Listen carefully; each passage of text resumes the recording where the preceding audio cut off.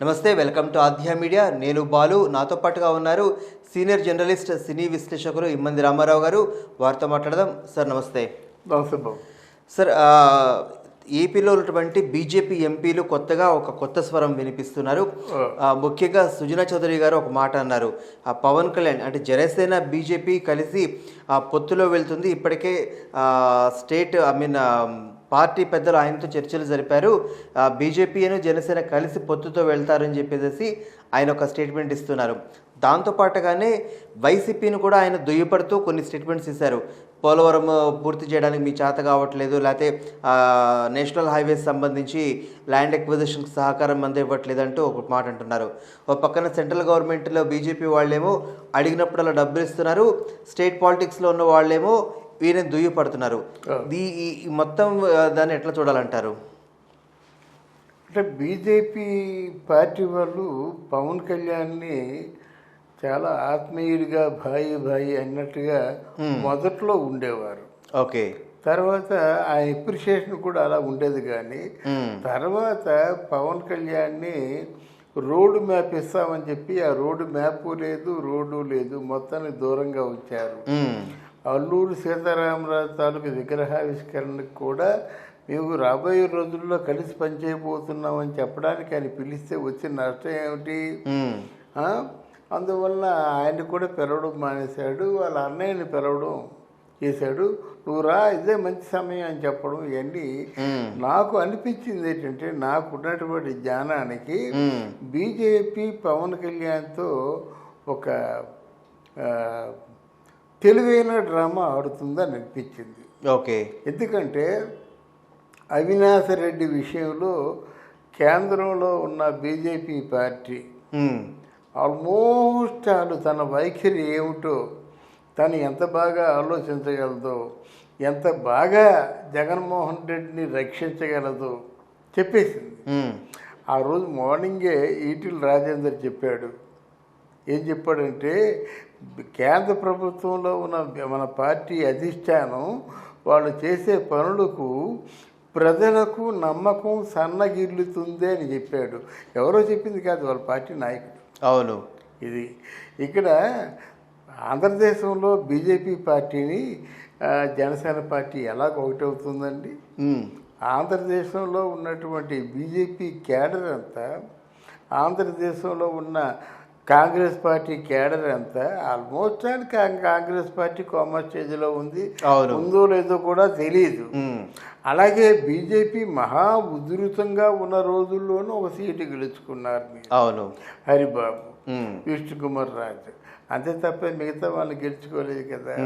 నువ్వు ఎక్కడ నిలబెట్టినా, ఎవరు నిలబెట్టినా ఆల్మోస్ట్ ప్రజల తాలూకు అంటే ఆ ప్రజల్లో కలుపుగోరుతనం ఉన్నప్పుడు కూడా ఓటు బ్యాంకు బీజేపీకి లేదు, ఇంత తొందరగా రాదు. ఎందుకంటే ఆంధ్రదేశాన్ని విడదీసినటువంటి బీజేపీ పార్టీని, కాంగ్రెస్ పార్టీని ఆంధ్రప్రదేశ్ ఎప్పటికీ మర్చిపోలేదు. అవును. ఇంకా వేరే ఎవరికైనా స్థానం కల్పిస్తుంది, కానీ బీజేపీ పార్టీకి స్థానం కల్పించదు. ఒకవేళ పవన్ కళ్యాణ్ కానీ బీజేపీ పార్టీతో కలిసి పోటీ చేసినట్టయితే జగన్మోహన్ రెడ్డి 70% గెలుస్తాడు. ఎట్లా అంటారు? ఎట్లా అంటే బీజేపీకి ఏమి లేదు కదా అక్కడ. ఎంతున్నా పవన్ కళ్యాణ్కి ఉంటుంది. పవన్ కళ్యాణ్కి ఉన్న ఓటు బ్యాంక్ ఏమిటి? అంతకుముందు ప్రజారాజ్యం పార్టీలో ఉన్న వాళ్ళు అందరూ వేస్తారు అనుకుంటున్నాం అంతే. పవన్ కళ్యాణ్కి 5ో 10ో వస్తారు అనుకుంటున్నాము. అంటే గవర్నమెంట్ ఫామ్ చేసేటువంటి అంత ఉధృతంగా ఆయనకి ఆదరణ ఉండదు. ఇది కూడా ఏమిటంటే కొంచెం నిజాయితీ గల రాజకీయ నాయకుడు అనే పేరు ప్రజల్లో ఉంది. అంటే ఆ నిజాయితీ గల రాజకీయ నాయకుడు అనే పేరు కాస్త బీజేపీతో కలిసి పూర్తిగా వాళ్ళు ఏమనుకుంటారు, ఇంతకాలం నువ్వు తిరిగి బీజేపీ పార్టీకి ఓట్లు ఇవ్వడం ఏంట్రా, మీరు ఇంకొకరితో కలిసినట్టయితే మీకు ఓట్లు ఇవ్వని మరుసటి రోజే అంటారన్నమాట. ఆ మాట వస్తుంది, జనసేన పార్టీలో వస్తుంది. నువ్వు నిలబడతావా, నువ్వు ఒక్కడు నిలబడు, తర్వాత నువ్వు తెలుగుదేశం పార్టీకి నీ అవసరం కొద్దీ నీ తాలూకు పవర్ షేరింగ్ బట్టి నీ తాలూకు ఇష్టాలు బట్టి అప్పుడు చూసుకో నువ్వు. అంతేగాని ఒంటరిగా మాత్రం నువ్వు పోటీ చేస్తేనే నీకు ఓటేద్దాం అనుకున్న వాళ్ళు ఎవరో ఓటేస్తారు. అంతేగాని మా ఇద్దరం బాయి మీరు మా ఇద్దరిని గెలిపించండి అంటే నీకు అసలు ప్రవర్తన ఓట్లు కూడా పడవన్నది జనసేన తాలూకు ఉద్దేశం. రైట్. మీరు తెలుగుదేశం పార్టీ ప్రస్తావన తీసుకొచ్చారు కాబట్టి ఇప్పటికే వైసీపీ వాళ్ళు టీడీపీ దత్తపుత్రుడుగా పవన్ కళ్యాణ్ అభివర్ణిస్తున్నారు. ఈ నేపథ్యంలో పొత్తుకు సంబంధించి ఇటు టీడీపీకి జనసేనకు ఉంటుందన్న నేపథ్యంలో ఇప్పుడు బీజేపీ వాళ్ళు వచ్చి అంటే పార్టీ అధ్యక్షులు స్టేట్ అధ్యక్షులు సోము వీర్రాజు గారు ఎటువంటి స్టేట్మెంట్ చేయనప్పటికీ కూడాను ఈయన సుజనా చౌదరి కేవలం ఒక ఎంపీ మాత్రమే, ఈయన మాత్రము చెప్పేస్తున్నారు, డిక్లేర్ చేసేస్తున్నారు పొత్తుకు సంబంధించి ఇప్పటికే వాళ్ళని మాట్లాడేసుకున్నామని చెప్పేసి. మరి ఈ మరి ఇదంతా ఏమైపోవాలి, టీడీపీ జనసేన ఏమైపోవాలి అంటే ఇప్పుడు ఒకవేళ టీడీపీ జనసేన పొత్తు ఉంటే బీజేపీ జనసేన పొత్తు ఉంటే లోపాయకారకంగా ఇప్పుడు టీడీపీ బీజేపీ కూడా పొత్తు ఉందనుకోవాలంటారా? మరి లేదు, ఇక టీడీపీతో బీజేపీ ఎప్పుడూ కలవదండి. చంద్రబాబు నాయుడుతో నాకు తెలిసి మోదీ బ్రతుకున్నంతకాలం నమ్మడండి ఆయన. ఎందుకంటే అసలు పగలు ప్రతీకారం రాజకీయం ఆయనతోనే స్టార్ట్ అయిందేమో అనుకుంటున్నాను నేను. ఇక్కడ ఏంటంటే మన తెలుగుదేశం పార్టీ జనసేన పార్టీ ఇద్దరు ఎలాగంటే సీట్ల సర్దుబాటు కుదరలేదు. అంటే మీ సీట్లు మీరు నిలబెట్టుకోండి, మా సీట్లు మేము నిలబెట్టుకుంటాం. కాదంటే ఎలక్షన్లో గవర్నమెంట్ ఫామ్ చేసినప్పుడు కాస్త మాకు సపోర్ట్ చేయండి.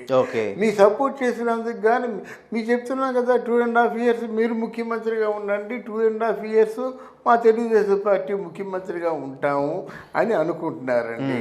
ఇది యథార్థంగా చెప్పుకోవాలంటే ఈ ఎలక్షన్ విధానం మారితే కానీ మీరు రిజల్ట్ మనం చెప్పలేమండి. ఎందుకంటే ఇంతవరకు మోదీ కానీ అమిత్ షా కానీ వాళ్ళు ఎవరిని గెలిపించాలంటే అనుకుంటే వారిని గెలిపించారు. కాదంటే మొన్న కర్ణాటకలో కాంగ్రెస్ పార్టీ గెలిచింది కనుక సో ఆ జంతర్ మంతర్ మాయాజాలం వాళ్ళ చేతుల్లో లేదు, అంటే మంత్రదండం వాళ్ళ చేతుల్లో లేదని కొంత ఊరటను ఇచ్చింది మాట. అందువల్ల ఇక్కడ మీకు జగన్మోహన్ రెడ్డితోనే వాళ్ళు కలిసి ఉంటారు. జగన్మోహన్ రెడ్డిని గెలిపించుకోవడమే వాళ్ళ ఉద్దేశం. ఎందుకంటే వాళ్ళకి ఎంపీలు వస్తారనే ఆలోచన మాట. ఒకవేళ జగన్మోహన్ రెడ్డి గెలవడు అనేటువంటి కన్ఫర్మేషన్ అయిపోయిందంటే జగన్మోహన్ మీద ఉన్నటువంటి ప్రేమ అమాంతంగా చచ్చిపోద్ది. వాళ్ళకి సపోర్ట్ చేసేవాళ్ళు కావాలి. అంటే ఇప్పుడు కూడా వాళ్ళకి చాలా రూరల్ ఏరియాస్లో కొన్ని ఏరియాస్లో ఎలాగుందంటే జగన్మోహన్ రెడ్డి కళ్ళు మూసుకొని గెలిచేస్తాడు, ఆయన పథకాలు అలాంటివి, ఆయన అంటే అంత ప్రేమ గల వాళ్ళు ఉన్నారనేది మాటలు వినిపిస్తున్నాయి ఇంకా. అందువల్ల వీళ్ళు అలాగ ఉన్నారు కానండి జగన్మోహన్ రెడ్డి గెలవడు, వీళ్ళే గెలుస్తారంటే వాళ్ళకి కావాల్సింది రాత్రి మారిపోతారు, ఆ పబ్బం కలుపుకుంటారు, మళ్ళీ దూరం అయిపోతారు.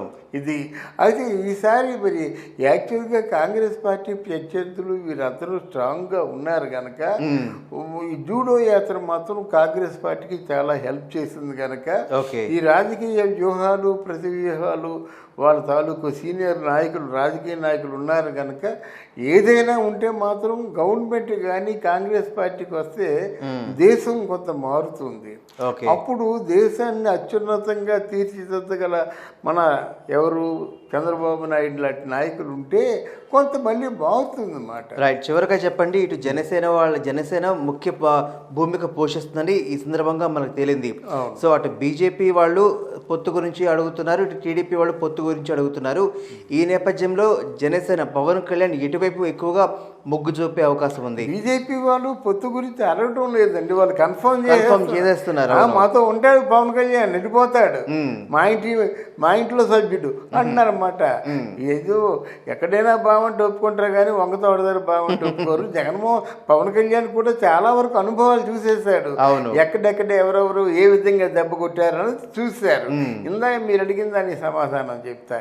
ఎందుకంటే ఇక్కడ దత్తపుత్రుడు అన్నారు కదా, అది మైండ్ గేమ్ అండి. మానసికంగా హింస పెట్టడానికి, లేకపోతే ఏంటండి ప్యాకేజీ, మాట్లాడితే ప్యాకేజీ అంటారు, మాట్లాడితే ముగ్గురు పిల్లలంటారు, మాట్లాడితే దత్తపుత్రులు అంటారు. ఈ రాజకీయాల్లో ఉపయోగించవలసిన పదాలు అంటారా? ఇంత అనుభవం ఉంది మీరు చెప్పండి. ఇది రాజకీయాల్లో వాడికి ఎంతమంది పిల్లలు ఉంటే మనకేం కావాలి ఒకటి. రెండు, దత్తపుత్రుడా చెత్తపుత్రుడా ఏ పుత్రుడు అన్నది మీరు నిరూపించండి. అవును. ఇన్ని వేల కోట్లు తీసుకున్నాడు కనుక ఈయనంటే చాలా వ్యామోహం ఉంది దానికి అని అనుకుంటే బాగుంటుంది. వాళ్ళు రాజకీయాల్లో ఉన్నటువంటి రాజకీయ నాయకుల్లాగే చంద్రబాబు నాయుడిని పవన్ కళ్యాణ్ తిట్టాడు, పవన్ కళ్యాణ్ ఏమో తెలుగుదేశం వాళ్ళు తిట్టారు. ఆ రోజు వాళ్ళిద్దరూ వద్దనుకున్నారు, తిట్టుకున్నారు. ఈ రోజు వీళ్ళిద్దరూ కలిసి ప్రజాస్వామ్య పరిరక్షణ కోసం కావాలనుకున్నారు, కలిసి ఉంటున్నారు. మధ్యలో వీళ్ళెవరు ముగ్గురు పిల్లలు, నలుగురు పిల్లలు, దత్తపుత్రుడు, ప్యాకేజీ స్టార్ అని చెప్పడానికి చాలా పొరపాటు అది. ఎందుకంటే అన్ని రోజులు ఒకలా ఉండవు. ఈ రోజు మనం అన్నదానికి తప్పకుండా మూల్యం చెల్లించుకోవలసిన రోజు వస్తుంది. రైట్, థ్యాంక్ యూ అండి. Thank you.